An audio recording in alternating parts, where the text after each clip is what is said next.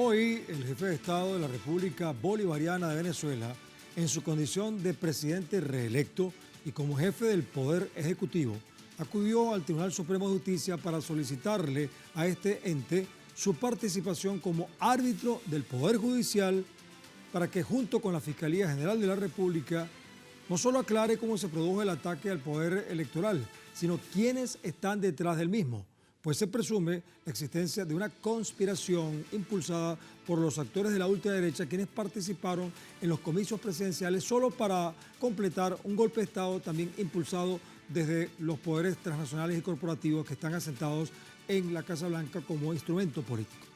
De esta manera, la desordenada conducta del candidato opositor, señor Edmundo González, subordinado a María Corina Machado y de Estados Unidos, ahora deberá presentar las pruebas de sus denuncias sobre un presunto fraude y consignar, si las tiene, las actas que dice tener como pruebas de su descabellada acusación.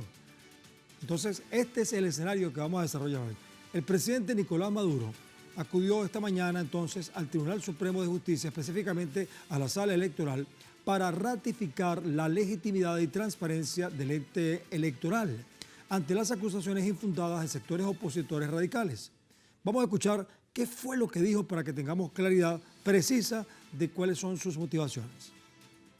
He venido y acudido ante esta sala electoral para introducir como jefe de Estado, presidente de la República, un recurso contencioso electoral en base a la Constitución, a la Ley Orgánica de Procesos Electorales, a la Ley Orgánica del Tribunal Supremo de Justicia, para que esta sala electoral se aboque de inmediato a revisar todo el proceso electoral, todo el evento electoral, y pida al Consejo Nacional Electoral todos los elementos de prueba del ataque cibernético, pida todas las actas, revise todo el proceso, convoque a todos los candidatos presidenciales, a todos los partidos políticos. Y le puedo decir que el Gran Polo Patriótico y el Partido Socialista Unido de Venezuela, quien también represento, está listo para consignar ante esta sala las originales de las verdaderas actas, mesa por mesa, cuando sea requerido. Y dejo entonces en manos de la sala electoral la resolución constitucional y el triunfo de la paz, porque por la vía constitucional triunfa la paz. Un acto de alto impacto nacional e internacional. El mismo presidente de la República, reelecto como poder ejecutivo y poder además del Estado, presenta ante el Poder Judicial, el máximo Poder Judicial, una solicitud expresa de que se investigue todo. Como quien dice, saltó adelante, picó adelante, fue proactivo y se adelantó a cualquier presunción pidiendo aclaración y, por supuesto, señalar a quienes están incursos en alguna acción. Pero antes de avanzar en este tema, vamos a recordarles que a través de estas redes sociales, a lo largo del día, hemos sondeado la opinión de nuestros usuarios sobre nuestro tema de hoy. Algunos de ustedes quizás ya han participado respondiendo a la pregunta que les hicimos al respecto, pero es bueno que participen ahora otros más porque queremos un nutrido grupo de participantes en esta encuesta porque así nos dará más legitimidad sus opiniones. Venezuela tiene entonces como tema que Nicolás Maduro introdujo recurso contencioso electoral en la sala electoral del Tribunal Supremo de Justicia para dirimir y aclarar el ataque al proceso comicial del 28 de julio, que forma parte de un intento de golpe de Estado por la ultraderecha. Entonces la pregunta nuestra es, ¿qué pasará? Bueno, hay 4 opciones. Una es que la institucionalidad ganará. Segundo, se revelará un plan golpista. Tercero, triunfará la paz y la estabilidad. Y la cuarta, muy interesante, a lo mejor la ultraderecha no presenta pruebas. ¿Qué creen ustedes? Contesten una de ellas y después acumularemos las respuestas de ustedes, porque si no han participado pueden hacerlo a través de estas cuentas en X, @TelesurTV, @El Mundo en el Sur y @Guillermo Telesur, mientras Elon Musk nos permita usar ese medio para hacerlo. Porque más adelante vamos a revisar y asociaremos todas las respuestas para observar las tendencias que ustedes están creando al respecto. Y para seguir entonces profundizando en este asunto, como ustedes saben, nosotros como medio de difusión de mensajes periodísticos, nosotros como periodistas tenemos que buscar testimonios que nos ayuden a profundizar más sobre los temas que estamos desarrollando. Por eso hemos invitado a Juan Carlos Valdés. Él es abogado, también sé que es experto en asuntos económicos, también es comunicador, especialmente en esa área de los temas financieros, está en Caracas y nos acompaña para ayudarnos a entender este proceso como abogado en este caso, aunque por supuesto esto generará impacto en otras áreas del mundo como la economía, pero eso no es el tema de ahora. Juan Carlos, ¿cómo estás? ¿Cómo estás, hermano? Encantado de estar en tu programa y bueno, y como tú y como todos los venezolanos queremos aclarar el cúmulo de mentiras que desde el domingo la oposición ha venido realmente lanzando en todo el país y en todo el mundo. Pero mentiras que se han ido cayendo por sí solas y que deben caerse por sí solas, ¿no? Porque no estamos viviendo nada que no hayamos vivido en el pasado, que no hayamos vivido en el 2014, que no hayamos vivido en el 2017. Es el mismo guión, exactamente el mismo guión. Solo que en esta oportunidad los venezolanos estamos más alertas pues, a este tipo de acción. El presidente hoy hizo una jugada muy similar a la que hizo en el 2017 con la convocatoria a Asamblea Nacional Constituyente, con lo cual pudo frenar una casi inminente guerra civil a donde nos querían llevar. En esta oportunidad hizo otra jugada maestra y hay que reconocérselo, porque no le correspondía a él pedir que el máximo tribunal de la República dirimiera un conflicto de intereses, un aparente de conflicto de intereses, generado por denuncias de fraude de uno de los participantes. Porque quien denuncia fraude, quien te acusa a ti de ladrón, es quien tiene que probar que tú eres ladrón. Si yo no puedo probar que yo no soy ladrón, o sea, el que alega prueba. La mala fe se demuestra, la buena fe se presume. De manera que el presidente no era quien le correspondía, era la oposición, pero la oposición no lo iba a hacer.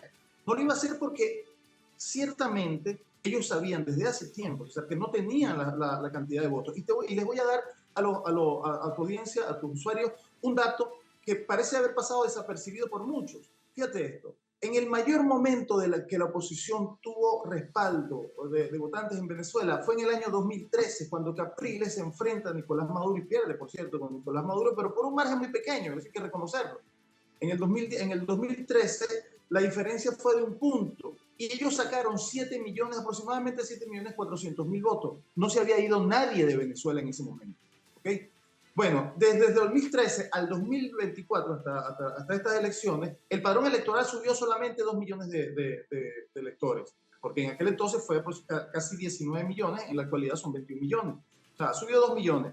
Pero a la gente parece olvidarse que por los ataques, por las operaciones psicológicas de la propia oposición, se han ido a Venezuela, según ellos mismos, avalemos su cifra, se han ido a Venezuela aproximadamente 6 o 7 millones de venezolanos, digamos que son 6.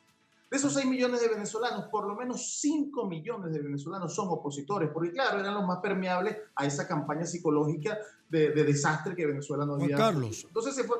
Sí. Permíteme ahora, porque quiero que abordemos el tema desde el punto de vista jurídico, legal, constitucional, judicial, que es por allí por donde debemos atacarlo ahora, creo, por eso te hemos llamado como abogado. Pero antes de que tú me hagas tus comentarios al respecto, quiero que escuchemos el comentario que hace el periodista Eligio Rojas, que es especialista en estas cosas, a nuestra corresponsal Madeleine García.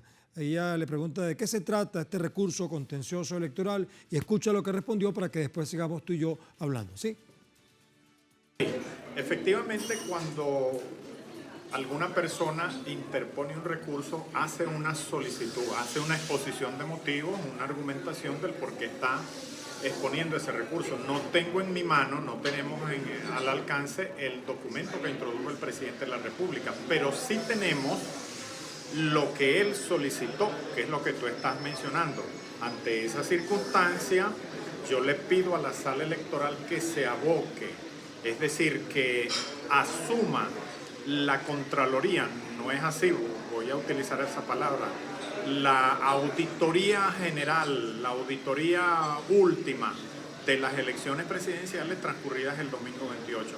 Y para que haga ese procedimiento, el presidente solicita que se realice una certificación con una comisión, no sé si la mencionó allí, pero una comisión técnica de alto nivel que cite, que además que la sala electoral cite al presidente de la República, que es la cabeza del Ejecutivo, al poder electoral, al poder ciudadano, integrado por la Defensoría del Pueblo, la Fiscalía y la Contraloría, para que expongan lo que tienen que exponer en relación al proceso electoral. Pero además, ojo, que se citen a las 38 organizaciones políticas que participaron y a los candidatos. Exacto, y a los candidatos que participen en este proceso. Bueno, escuchábamos a Eligio Rojas, un periodista entrevistado por Madeleine García. Bueno, esto es apenas el principio de una cadena de episodios que van a presentarse. Yo también he trabajado en la fuente judicial y sabemos que esto es solamente el comienzo. Pero lo más importante de todo esto, Juan Carlos Valdés, que está con nosotros acá, abogado, es que vamos a poner unos elementos fundamentales. Uno de ellos es que ya se sabía que la oposición ultraderechista, participante con Edmundo González como subordinado de la propuesta de María Corina y de los Estados Unidos, iban a cantar fraude, ¿verdad? Tendrían que tener entonces pruebas para cantar fraude. Ahora dice que ellos tienen las actas. Todas las actas dicen que las tienen. Entonces, si las tienen, deben presentar entonces pruebas acerca del fraude que ellos dicen que afirman denunciar. En este caso, el presidente de la República, como candidato y ahora como presidente reelecto, dice que él tiene las actas también y las puede presentar. Entonces, ahora ambas partes, o todas las partes, van a presentar sus pruebas y el Tribunal Supremo de Justicia también deberá investigar cómo fue el sabotaje del Consejo Nacional Electoral desde el punto de vista cibernético y saber quiénes están detrás de ese sabotaje porque se presume un golpe de Estado. Esos son los elementos que están en el tapete, Juan Carlos. No sé si tú conoces otro elemento que puedas ayudar a confeccionar y apuntar. Sí, fíjate. En principio, el tribunal se va a dirimir sobre el petitorio, sobre lo que haya pedido el presidente, el candidato en este caso, porque fíjate, aquí está interesante el asunto, porque el presidente Nicolás Maduro, estamos hablando de que está interponiendo ese recurso como candidato o como presidente, aun cuando es presidente reelecto, o sea, un candidato que ganó las elecciones y como viene ejerciendo, porque es otra cosa que parece de haberse olvidado, él todavía sigue manteniendo este mandato hasta enero del año próximo. Y a partir de enero del año próximo comienza el mandato que acaba de ser reelecto.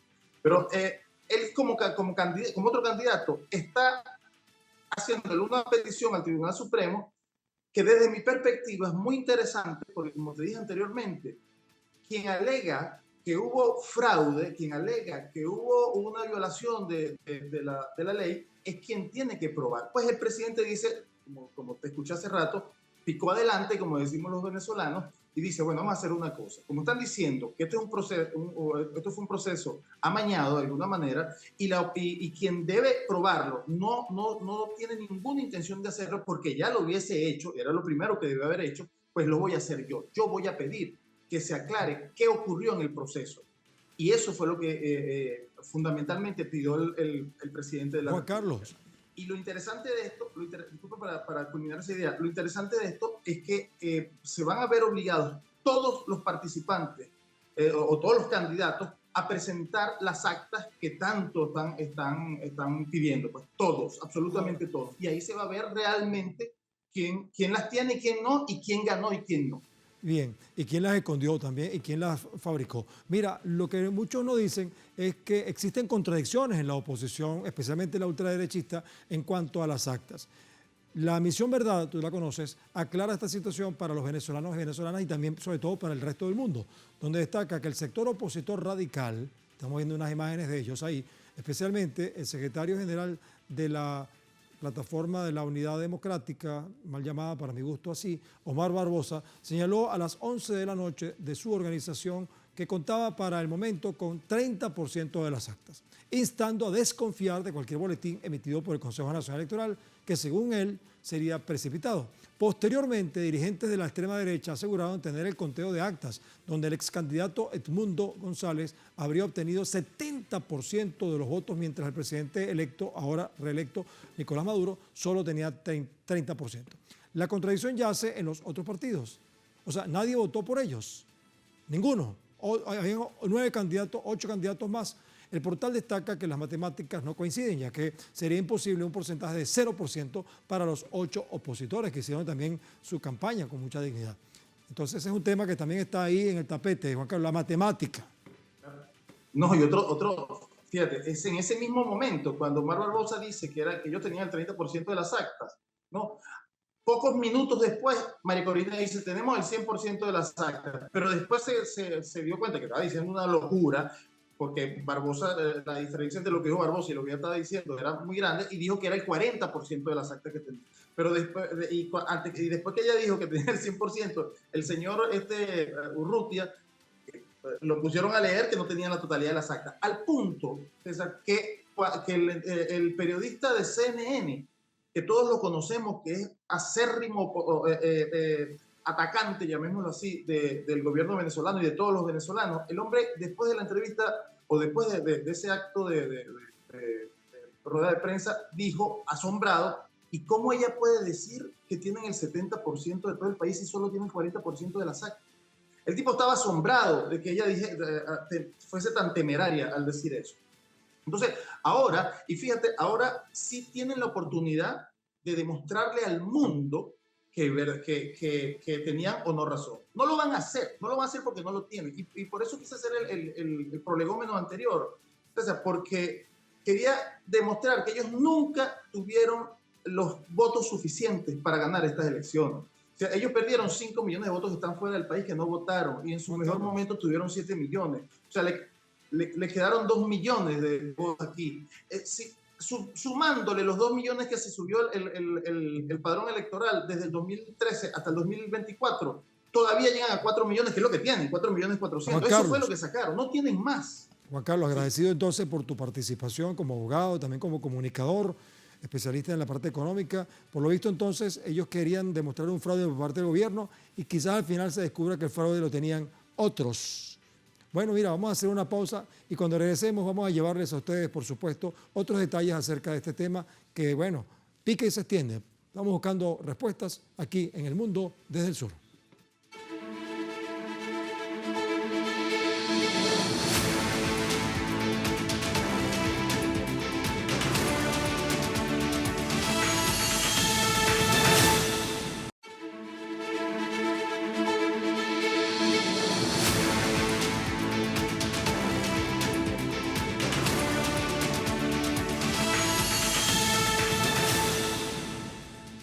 Vamos a seguir con este tema en El Mundo desde el Sur. Vamos a recordarles que estamos trabajando la situación particular que se presentó hoy, donde el presidente de la República Bolivariana de Venezuela, en su condición no solamente de candidato y ahora presidente reelecto, sino como jefe de Estado, fue al Poder Judicial a solicitar lo que se llama un recurso contencioso electoral para que se desarrolle una investigación y una decisión de parte del Poder Judicial sobre qué pasó en el proceso electoral y quiénes están detrás de las cosas irregulares que se han presentado.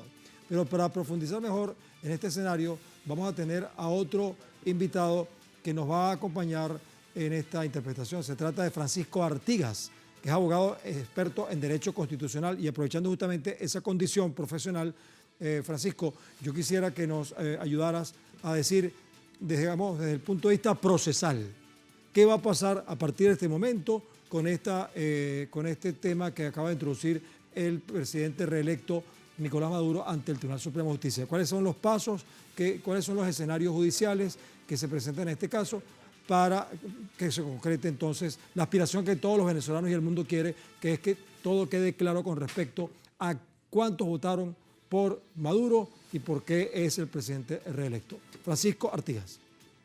Muy buenas noches, Guillermo. Buenas noches a los televidentes. Bueno, muchísimas gracias por la invitación. En efecto, el ciudadano presidente de la República, en el ejercicio de su condición de ciudadano, activó el sistema de justicia e hizo valer su derecho de acceso a la justicia como ciudadano venezolano. Pero además, como jefe de Estado, he visto que se está activando un golpe de Estado violento que pretende dar al traste con la democracia venezolana, es por lo que acude y activa el Consejo de Estado. activa el Consejo de Estado, acude al Tribunal Supremo de Justicia, confiando y creyendo en la institucionalidad para desmontar todas las actividades de hecho que han venido desarrollando los sectores opositores que se atribuyen una victoria electoral que hasta ahora no han podido demostrar ni siquiera ante sus propios electores. Primero, tal cual como ustedes lo planteaban, con una serie de farsas, de mentiras que se han caído por sí solas.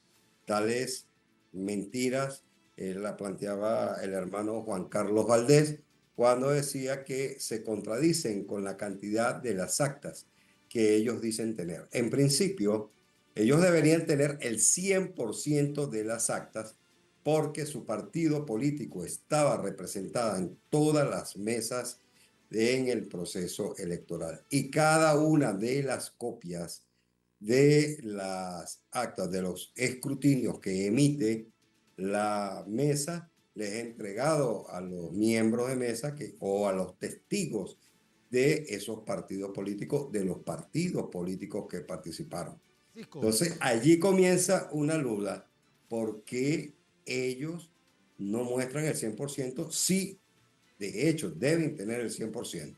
Francisco, te voy a pedir que mientras yo presento este material que está acá, vayas pensando para que me des la respuesta que quiero que me des, porque es importante que la gente sepa cuáles son los procesos que se van a dar a partir de este momento, qué es lo que debería pasar judicialmente hasta que se concrete una decisión, por favor. Pero quiero mostrar un caso muy particular.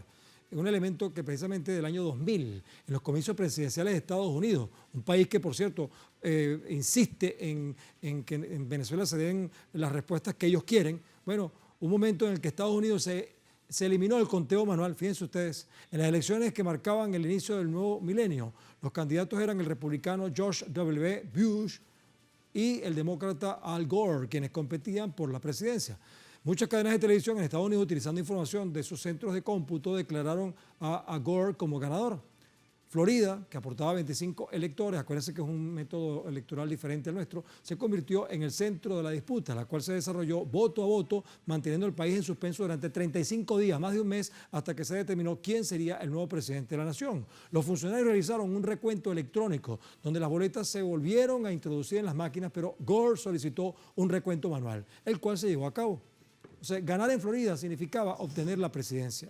Finalmente, el 12 de diciembre del 2000, la Corte Suprema validó los resultados del recuento, donde Bush ganó Florida por solo 537 votos, asegurando así su posición en el colegio electoral para gobernar el país. Eso pasó en el país que se supone más avanzado del mundo y que se la pasa pidiéndole a Venezuela que aclare sus procesos democráticos.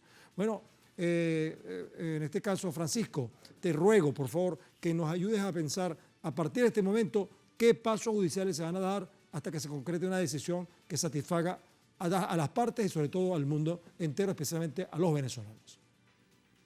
Ok, desde el punto de vista procesal, lo primero que viene es la admisión del recurso presentado por el presidente de la República por la Sala Electoral del Tribunal Supremo. Una vez que sea admitido ese recurso, comienza un lapso para que el Consejo Nacional, como las partes, el Consejo Nacional primero que nada envíe el expediente administrativo que corresponde a este proceso electoral, que se les solicite a las partes, pudiera ser que acudan voluntariamente, como lo dijo el presidente Nicolás Maduro, que está dispuesto a aportar todo el acervo probatorio, es decir, todas las actas que contiene el Partido Socialista Unido de Venezuela y el Gran Polo Patriótico al Consejo Nacional Electoral. Además, habrá una solicitud a los partidos que están negando que sea el presidente de la República, Nicolás Maduro Moro, el que ganó las elecciones, que también aporten los medios probatorios que sustentan sus dichos. Tal es el caso de decir que ellos tienen un porcentaje mucho mayor al porcentaje de votos obtenido por el presidente. Ellos van a tener que ir ante el Tribunal Supremo de Justicia a aprobar esas afirmaciones. Luego, El tribunal hará las correspondientes consideraciones si requiere elementos técnicos, si requiere experticias que puedan confirmar toda la actividad probatoria que se desarrolle. Entre ellos pudiera estar una experticia al sistema electrónico del Consejo Nacional Electoral para determinar las violaciones, los hackeos, los bloqueos a que ha sido sometido y que han provocado una ralentización en el conteo de votos. Francisco. Posteriormente, ¿sí? No, es que yo creo que esto va a extenderse por un cierto tiempo y yo creo que vamos a tener que dedicarle otros programas más a este análisis, porque de verdad, como sabemos, el proceso judicial suele ser largo y complejo según las actuaciones de cada uno de los participantes. Yo te agradezco mucho tu participación, Francisco, porque ha sido muy útil tu aporte, pero te seguiremos llamando para que nos sigas aportando. Escucha este elemento: el presidente reelecto de la República aseguró que sigue abierto a los diálogos siempre y cuando se respete a la nación y su institucionalidad. Esto es muy importante, escuchemos. Respetan a Venezuela, habrá nuevos diálogos. No perderemos la paciencia. Prometo no perder la paciencia por sus incumplimientos y sus mentiras. Pero Venezuela no se maltrata. A Venezuela no se le trata como colonia. No, ustedes podrán tratar como colonia y a gente de ustedes, a González Urrutia, a Capriles, a Leopoldo López, a la Machado, que son sus agentes. Pero al pueblo de Venezuela, a la gente honorable de este país, se le tiene que tratar con respeto. Hay otro mundo. Ya ustedes no son el centro del mundo. Y nosotros pertenecemos al nuevo mundo. Así es. De eso se trata. Muchas gracias a Francisco Artigas, abogado experto en Derecho Constitucional, por habernos acompañado hasta el momento en este principio del análisis. Hasta la próxima, Francisco. A ti, Luis Guillermo. Bien. Ahora vamos a hacer una conclusión que nos permita aproximarnos lo más posible a la realidad. Es un asunto de poderes. Fíjense ustedes, los poderes fácticos corporativos transnacionales que tienen su asiento en los Estados Unidos, como poder político en la Casa Blanca, pretenden pedirle a Venezuela, al gobierno de Venezuela, a las instituciones de Venezuela, que asuman una posición congruente con las expectativas que tiene el imperialismo estadounidense y sus aliados. Pero es un asunto de poder. El Poder Ejecutivo, en este caso representado por el jefe de Estado, el presidente de la República Bolivariana de Venezuela, además como presidente reelecto, acaba de ir a otra instancia de poder, al Poder Judicial, específicamente a la Sala Electoral, para que ese dirima una situación que se presentó en torno a dificultades dentro del poder electoral, sobre todo por un hackeo, un sabotaje que se le hizo a los sistemas electrónicos del poder electoral, que es muy confiable, pero que ha sido vulnerado y que requiere también una investigación para precisar quiénes están detrás de este asunto, porque se supone y se estima que existe un golpe de Estado en proceso. Ahora, es muy importante decirles que ante este episodio existe una instancia importantísima que tiene que dar al final la respuesta a todo esto, que es el poder del pueblo venezolano. El pueblo venezolano está esperando una respuesta definitiva y el presidente de la República ha tomado una acción, digamos, proactiva. Se ha anticipado a lo que debió haber hecho el denunciante de un posible fraude y ha ido al Tribunal Supremo de Justicia para que dirima la situación. En este contexto, vamos a ver si estos poderes, digamos, de la ultraderecha en Venezuela, apoyados por el poder que tienen las corporaciones transnacionales, logran presentar las pruebas de lo que dice ser un fraude. Pareciera que al final de esta historia, el verdadero poder, que es el poder del pueblo, se va a reivindicar cuando se concluya que los resultados que están planteando el poder electoral son los que todo el mundo está sabiendo en este momento que son. Y eso va a ser un nuevo ejemplo de Venezuela para el mundo desde el sur.